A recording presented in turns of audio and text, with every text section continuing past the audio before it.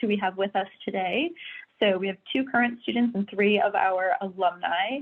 And what I'm going to do is go down the line, basically from left to right as they appear on this slide. They're alphabetical by last name. And panelists, if I could ask each of you to just give us your name and your background in terms of your previous academic and professional experience. And then we'll get started with questions. So if you all have questions, get ready to ask those. With that, though, let's have Dee go first with her introduction. Hey everybody, my name's Dee Black and I'm a current student at the Institute for Advanced Analytics. My background, my undergraduate was in biomedical engineering and I have a previous graduate degree in physiology. I thought I wanted to be a doctor, worked in healthcare for a while.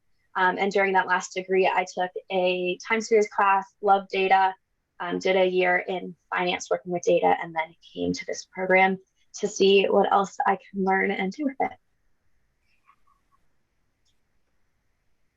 All right. Hey everyone. Oh, sorry. Hey everyone, I'm Mikey Golaski. I'm just a current student at the MSA right now. But before this, I was just finishing up my undergrad in statistics at Elon University. I have really no prior work experience. I didn't really do many internships. I had just done research. But I knew that I wanted to continue on with working with data through my time in my statistics program and research. So I figured this would be the best fit for me just because you have such a plethora of knowledge or plethora of like real-time experience and real-world experience with the sponsorship that the MSA can provide for you. All right, Sneha. Hi, everyone. My name is Sneha, and I'm a graduate student of 2017. I have prior years of experience working in India. I've done my I done my undergrad in mechanical engineering, did a certification program from Indian School of Business, 1-year-long program, then got admission into MSA. And I'm very, very happy I made that decision being an international student, moving whole way from India to United States to pursue this program. Trust the program, trust the process, and you will be definitely in a good spot. All right. Eric? I think Eric might be frozen. Oh, there he is. Okay.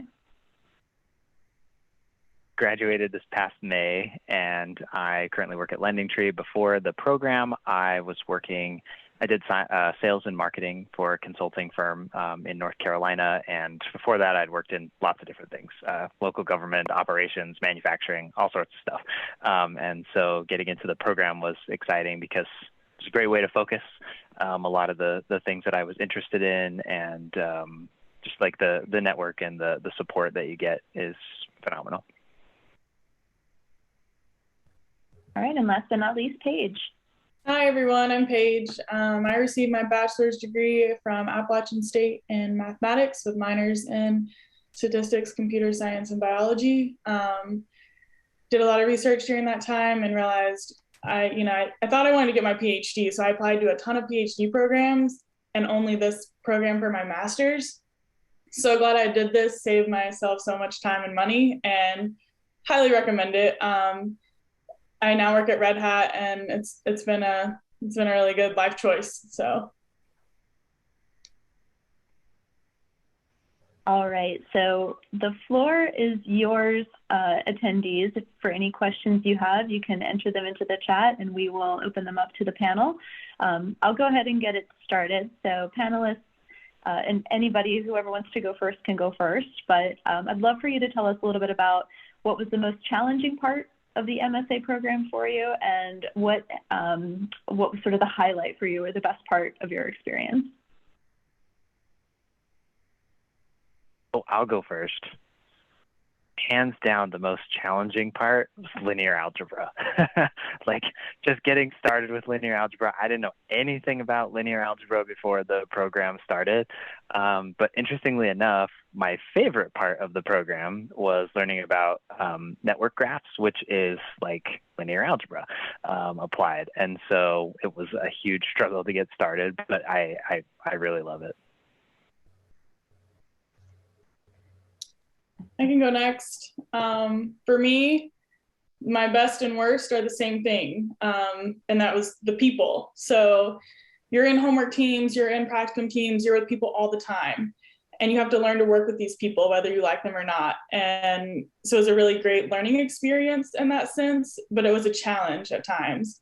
And the best thing about the people was like the relationships I've made, whether that's with the faculty or the students. Like some of my best friends now are from the program. And so it's a good thing, and it's a challenge, but it was a great learning experience for sure. I can go next. The best part of the program is the Practicum Project. Not many programs really offer that, and doing 8 months hands-on experience on big data and going to industry would definitely be a value add. So that's the best thing which I've learned and which I experienced in this program.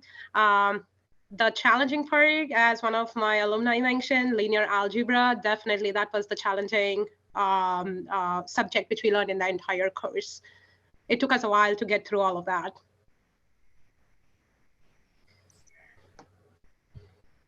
So for me, the most challenging was probably in fall 2. We had a bunch of in-class projects that were assigned to us, and working through those was really difficult just because like you're on a time crunch trying to manage in class, and you're also trying to manage in your practicum alongside that, which was really difficult. I had a great team, so we made it through. And like at the end, like getting through that was really rewarding as well. But my favorite part would probably be so far at the end of your first semester, you have your sponsorship, your midpoint sponsorship presentation. And like, it's really a great like summary of like everything you did the first semester. And once you see all the work you did from start to finish in that, it's just amazing how much like you can really accomplish through like what you learn in the program and how you work with your sponsor. It's just awesome to see like everything that we were able to do in just a couple of months for our sponsor. I have to agree with the best part, what Paige said, the people. I don't think I've met anyone who I haven't like clicked with almost immediately, and that's not necessarily always happened in other situations.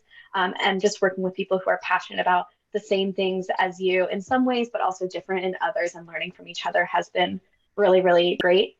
The most challenging thing might be like all the opportunities that you have. You have your class, you can work on side projects and talk to professors.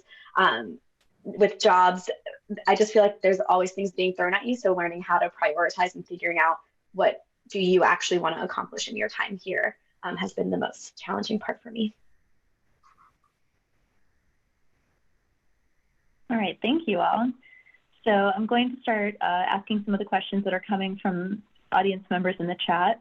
So let's see, I'm going to put this one out there just because I think it might vary based on experience, but Santosh asked, what is the total hours of the practicum, and do you ever go to your sponsor's office for working on the project, or are you working on it predominantly remotely? Can you just talk a little bit about what that experience looks like? I can talk for my team. So we are sponsored by a bank in Wilmington. And so we went in, I believe it was September, for a kickoff meeting. We spent half a day with the team in Wilmington. And then for the midpoint presentation, what Mikey was just talking about at the end of the fall, they came up to Raleigh for the presentation for half a day. And then in between that, it does really depend on the team and what else is going on. For example, fall 2 was really busy and heavy with classwork, so we didn't spend as much time on it, for my team at least. But then we had 2 weeks right before midpoints where we were at the Institute at least 8 hours every day working on it. So it just is give and take. But usually I would say a few hours a week, anywhere from like 2 to 10, depending on what you need to get done. Yeah, I would just like to emphasize like what Dee said at the end, just like it really depends on the week and the time of year, how much you're going to be putting into your practicum. There's some times where you might not do that much work and you feel like you haven't accomplished that much. And then there's other times where you're nonstop, like working on your practicum and only your practicum, as there are certain times throughout the year where like classes kind of, they end a little bit earlier and you get like all your free time is now dedicated to the practicum.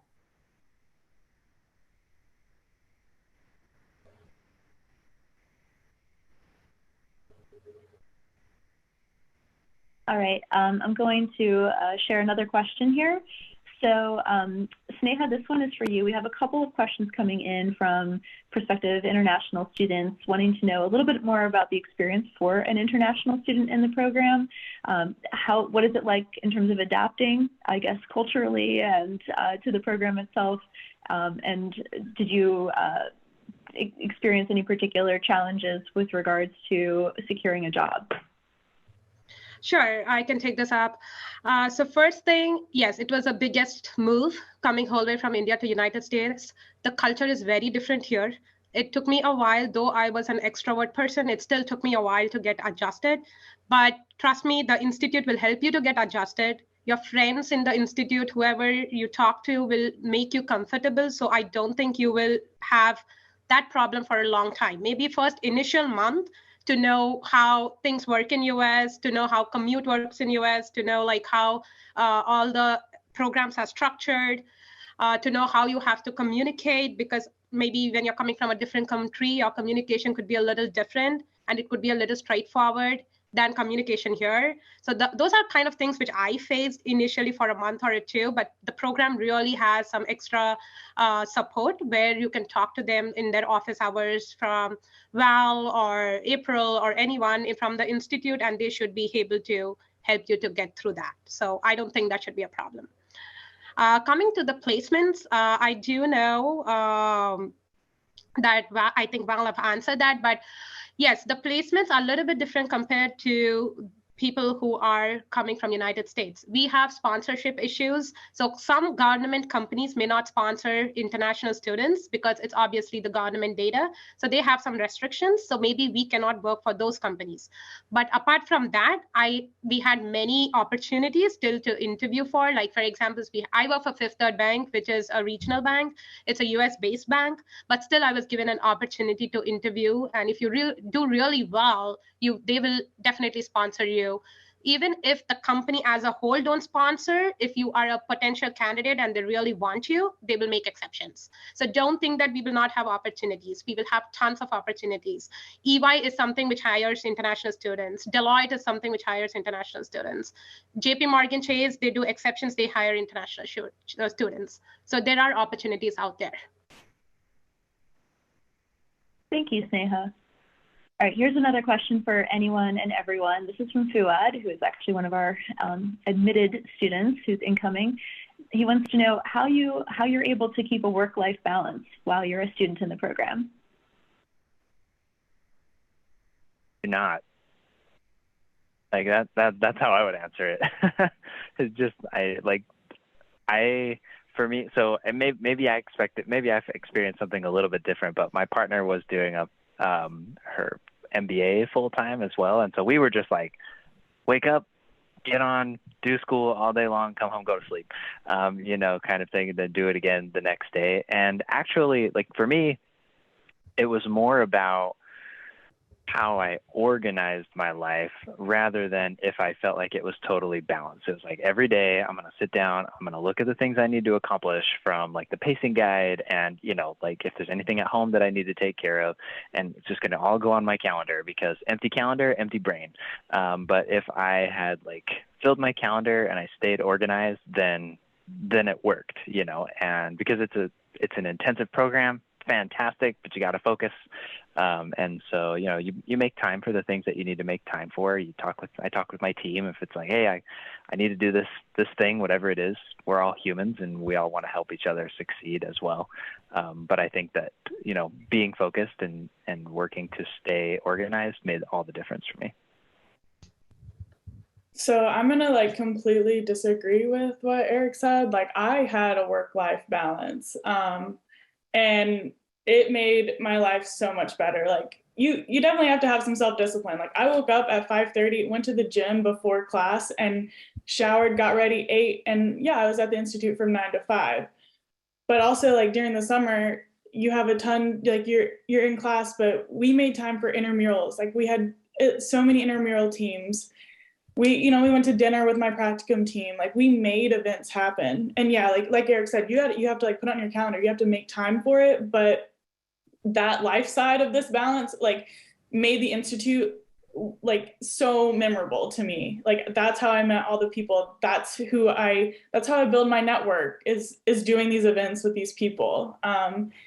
So you just have to have some self-discipline. And yeah, there are going to be times like I came straight from undergrad into the program, and in undergrad, like you go to class and you're done for the day. Like you don't have to do as much. And here you're in class all day. So you structure your life differently, but you can make a work-life balance for sure.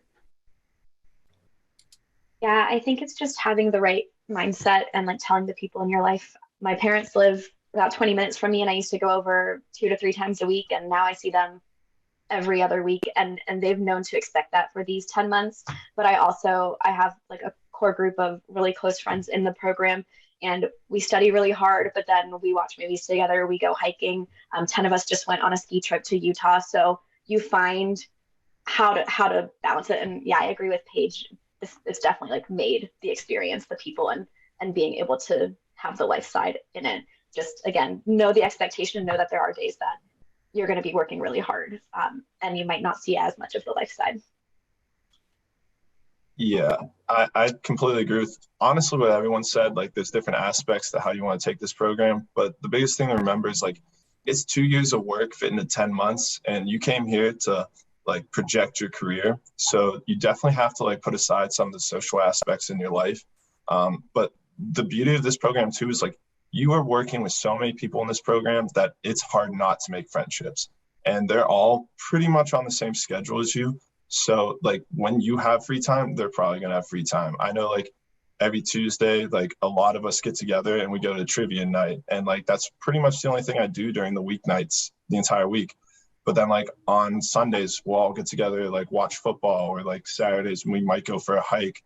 But like there's some weekends also where we gotta say, hey, I'm not gonna be a part of this because I have this coming up for my practicum. I have too much work or projects. Like it just depends on the time. And if you want to have a social life, you also have to work to have a social life. That's just the part of this program.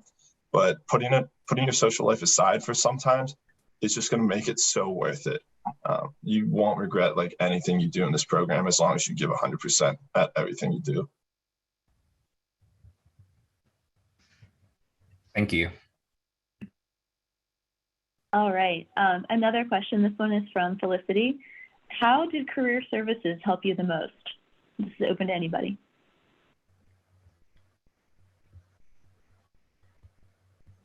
Career services is the best. Oh my gosh. When you meet April, you are going to love her.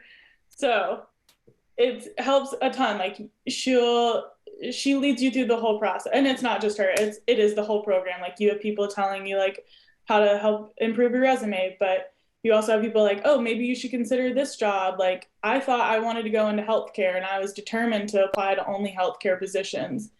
But they help broaden your mind and be like, well, maybe not. Like you don't really know what you're talking about. Like you should just, apply to everything, and you should apply to everything. And career services is amazing. Like they help you in more ways than you even think you needed help in. Like you can pop in for just pop in and say, hey, like I have a quick question about this, or hey, how do I format this email to say thank you to the person I interviewed? Like so helpful. Like I can't even tell you that is one of the major parts of this program that you don't get at some 2-year program or some generic thing, is they set you up for success when it comes to like career stuff. Yeah, another small thing I'd add to that. Yeah, you can go ahead.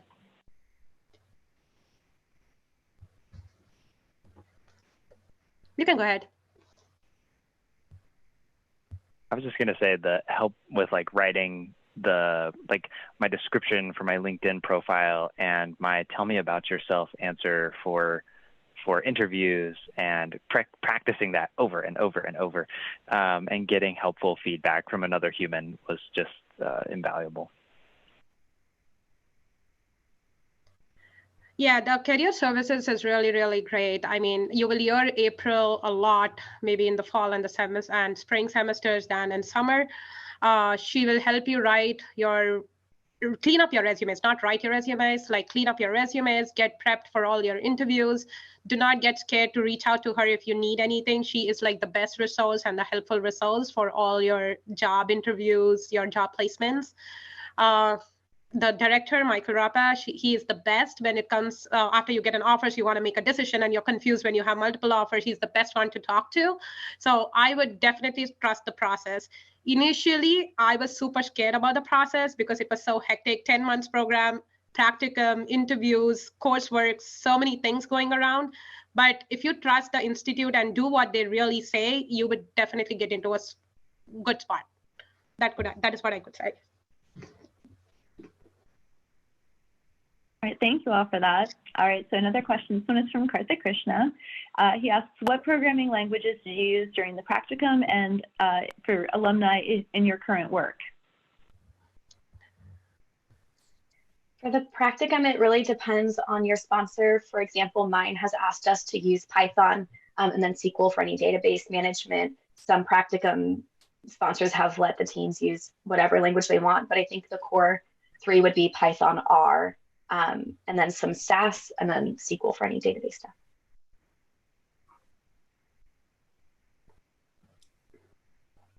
Yeah, so at my practicum, we could choose what we wanted to use between like R and Python. We ended up using Python for the practicum, and for my current job, I use Python mostly. I mean, I can choose between R or Python, and I keep saying R and Python because I really am like not a SAS goer. I just kind of like started with R and Python, and I've used it always. But yeah, and also like using SQL to for database stuff. My practicum project was asked to, like, we were open to use any tool, so we use Python and SAS. But my current job is purely on SAS. We can still use Python and R, but because I work for a financial service company, they're more inclined to SAS. So it doesn't mean that what you learn in the institute, you would end up using the same technology when you come out of the institute. So I would highly recommend that do your homeworks, maybe in R, but if your practicum is in SAS, so that you still explore all the three tools like R, Python, and SAS. That's what the industry is looking for. Yeah, if you're concerned at all for like what the languages that you know currently don't apply to it, like the program does a wonderful job at like getting you like acclimated to like SAS, R, Python, SQL, even like cloud-based programming languages. They have it all, and you'll be able to like learn and apply it to wherever you want. Just because it's on the practicum doesn't mean you have to stop learning it. I'm sure like as you go along and learn more about the MSA too, like they will help you out with certifications as well, and preparing for them, and maybe financing some of them. So you really don't necessarily have to worry about that so much going into the program or coming out, because you'll at least be able to code in them by the end of it.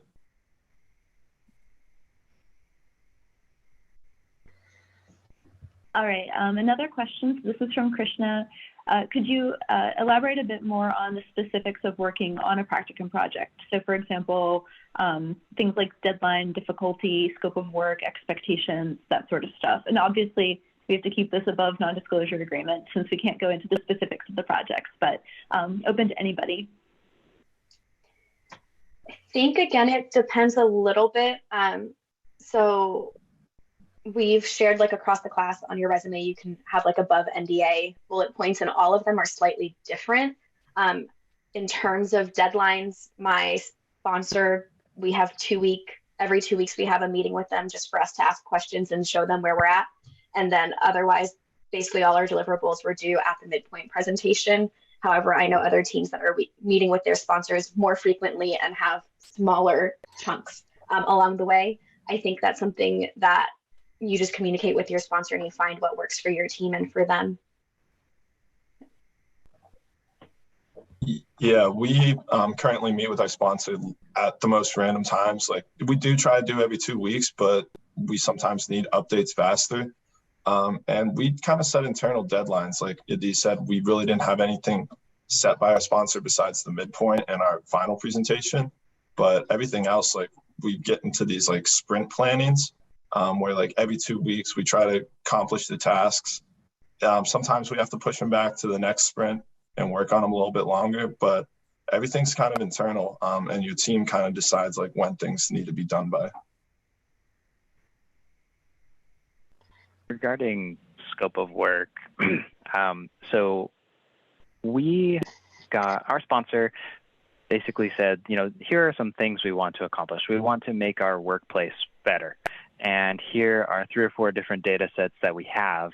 Please help us figure that out, you know. And so they didn't just hand us a question, they handed us an opportunity, and we just said, all right, well, let's dig into this and see what we can apply. And we ended up coming up with a few different things that we're looking at: employee retention, satisfaction, burnout, things like that. And I was working with a healthcare system, and so we looked at the impact of culture and staffing and turnover on patient satisfaction outcomes, things like that. And something, if you're interested in more information about what people have done in their practicums, a lot of MSA alumni have it on their LinkedIn profile. Like, I'm literally looking at my LinkedIn profile right now as I'm reading it to you because it helps me remember.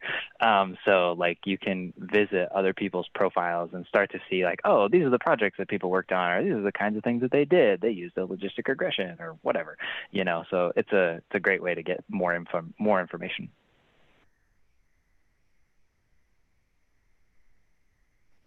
All right, here is a question from Shalu. They asked, did you all prepare before joining the program? They're trying to kind of gauge the difficulty of adjusting to the pace. So can you all speak to how you prepared formally or informally coming into the MSA? So for me, it was a little different because I already did a business analytics course 1 year in India. So I pretty much knew all the program, like all the subjects which are taught in the program, like statistics, machine learning, all of that is something which I did as a prerequisite already for a year. So I was pretty much in that space. So before joining the program, it was more like I just need to brush up my concepts and be ready for the interview kind of thing.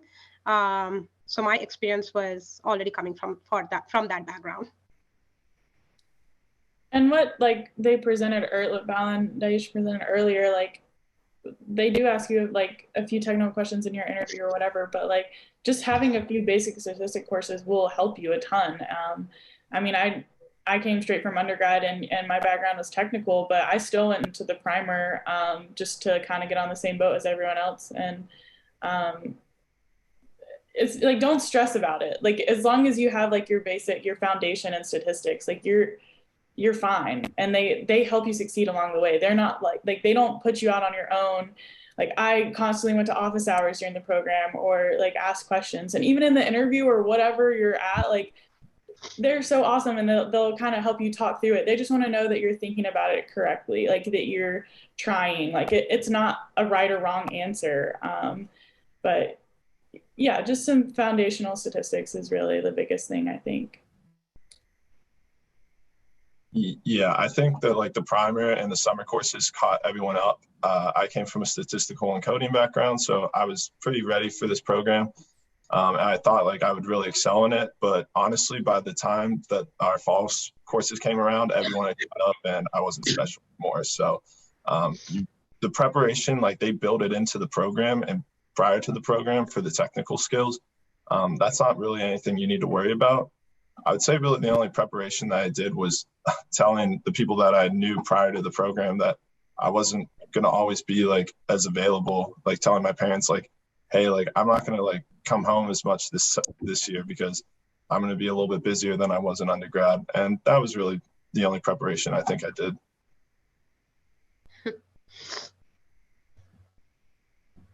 So maybe I over-prepared, but I took Dr. Labar's stats class because it had been several years since I took statistics. It was awesome. I took a Coursera class about data science stuff just to make sure I liked data science, and it included Python, so that was helpful. And then I also did the Khan Academy like SQL class or whatever, which is super basic SQL. I got through the whole thing in like 2 days, and it was so helpful in just like having a basic idea of where to start and where to go once we got rolling with SQL stuff. Yeah, and I just posted it in the chat, but I didn't do too much ahead of time. I took the basic stats prerequisite requirement, and then I did the primer. So they will give you an assessment once you have decided to come to the program to see where your level is. And I even the ones that I didn't need to do, I sat in the primer just to make sure that I wasn't missing anything. And it really helped me get into the mindset of what the program is like, how the professors teach. So I would recommend participating in it.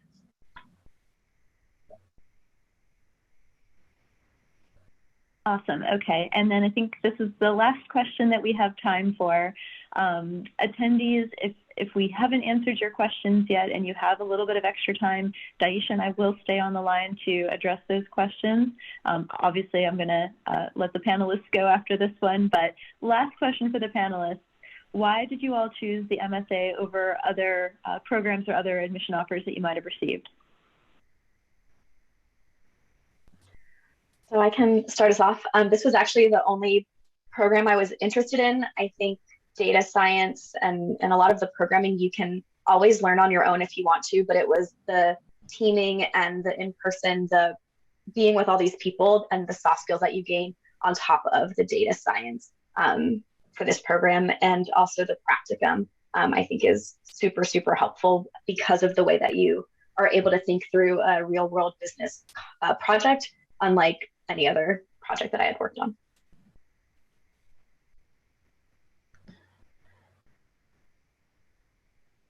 I can go next. So I wanted to choose this program as one, because it's only a 10 months program. I really wanted to graduate early. Two is that because I already have experience working in India as well, I didn't want it to have a lot of gap, like wait for 2 years, then again search for another 6 months and get into it. So I just wanted to complete everything really quick and get a job opportunity. And that one was one of the big reasons that I chose the 10 months program over the other two years programs. Yeah, I mean, it's hard to beat getting your master's in 10 months. Like it's amazing. And honestly, like the reputation of the program, like I knew the career placement was phenomenal, and I didn't really know what I was getting myself into when I signed up. Like I knew I was like, oh, this program is so great. Like everyone was like telling me, like my professors, my parents, like you should do this, you should do this. I'm like, okay, like I'll do this. And it's like we can tell you about practicum, we can tell you about homework teams, but until you're in it and like you're experiencing it, like it's hard to really grasp what's going on. But you do just have to trust the process. Like it's crazy, and the light at the end of the tunnel is amazing. Like they just set you up for success. Like I have, not only are my technical skills great, but I also have like really good like communication skills, and those are things you don't get at these traditional 2-year programs. Like they're not focused on helping you fix your resume or how to present your findings. Like they want you to put out papers, or they want you to do all this other stuff. And I feel like a really well-rounded data scientist because of this program. Yeah, I going off of what everyone else said, like the 10 months is so amazing and they teach you so efficiently. Just getting out of this program within 10 months and probably being one of the best data scientists at a young age, like it's just really exciting. They offer so much support. I honestly could talk about this all day. Like there's nothing that beats this program. And if you join, you will never regret this decision. It'll just like propel your career like probably 5-10 years in advance, just because of everything that they're able to compact in these 10 months.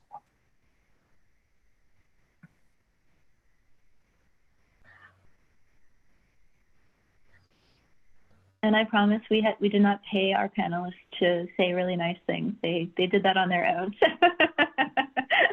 But thank you so much to our panelists. We very much appreciate you taking the time to chat with this group today. So again, thanks. This was great.